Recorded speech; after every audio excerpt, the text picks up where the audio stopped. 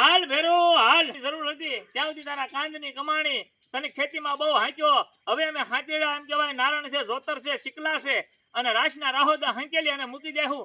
જય દ્વારકાધીશ મિત્રો હું છું આપનો દોસ્ત દિનેશ ચૌહાણ પાલીતાણાથી એનિમલ ફ્રી ટ્રીટમેન્ટ યુટ્યુબ ચેનલમાં આપ સૌનું હાર્દિક સ્વાગત છે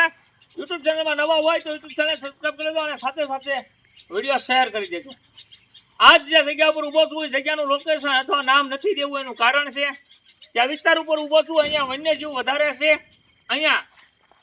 ઘણા બધા આવા મા ગવત્રી છે મા ગવત્રીના સંતાનો છે એને વન્યજીવ મારી અને ફાડી ખાય છે બરોબર એટલે ખાસ તો આ બળદને એમ કહેવાય ને કે સિંહના પંજામાં મૂકી ગયા એને મુબારક હાંક્યો અને મુબારક જેને પાલવી અને મોટો કર્યો અને મુબારક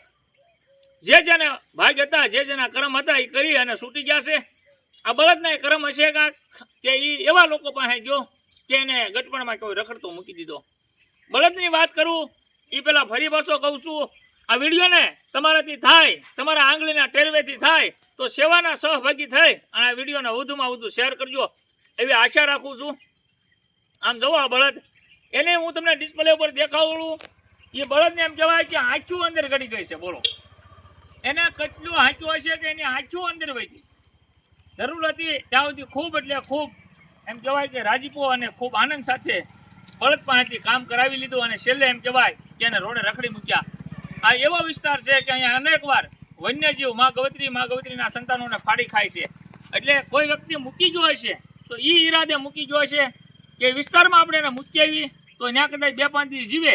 કે વળી પાછું એને અડી જાય કે અથવા ફાડી ખાય વિચાર કરો એક એવો બોલ જીવ છે કે માત્ર ને માત્ર એના આંખના ટીપે એમ કહેવાય કે એના દુઃખ વ્યક્ત કરે છે અને માણસ પોતાના જીભથી ઉશ્કાવી અને એના દુઃખ વ્યક્ત કરતો હોય છે આ જીવની હાલત તો જુઓ સાહેબ નથી બોલવું છતાં એમ કહે કે બોલાવે છે એ બળદ બોલે છે એ એવું કહે છે કાક તમે મારા માટે બોલો એટલા હું વિડીયો બનાવું છું પણ નથી સમજાતું ખબર નહીં કેમ નથી સમજાતું વિચાર કરો એની આંખ જુઓ તમે એની આંખ જુઓ તમે હાવ એટલે હાવ અંદર ગળી ગઈ બિચારીને એમ જુઓ 2-5 દિવસ એને ખાધું ને મૂકી ગયા અને મુબારક એની જરૂર હતી ને ત્યાં જેમ કહેવાય શીંગડા બીંગડા ઉતારી અને તેલ પાણી કલર કરી અને સોપડી અને વેસી નાખ્યો તો પછી હાંકવા વાળા હાંકીને છૂટો મૂકી દીધો પણ વધારે કાંઈ કહેતો નથી જે જગ્યા ઉપર શું એ જગ્યા ઉપર ભાઈ ખૂબ સરસ મજાની સેવા આપે છે એટલે ભાઈનો દિલથી ખૂબ ખૂબ આભાર વ્યક્ત કરું છું ને આ બળદ અહીંયા 2-3 દિવસથી રખડતો હશે એટલે ભાઈએ જોયો એટલે આપણને ફોન કર્યો એટલે આપણે એક નક્કી કર્યું કાંઈ વાંધો નહીં મેં કીધું હું આવું છું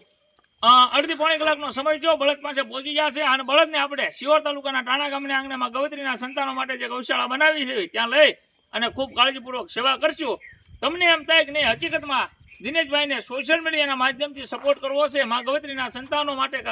દિનેશભાઈને હેલ્પ કરવી છે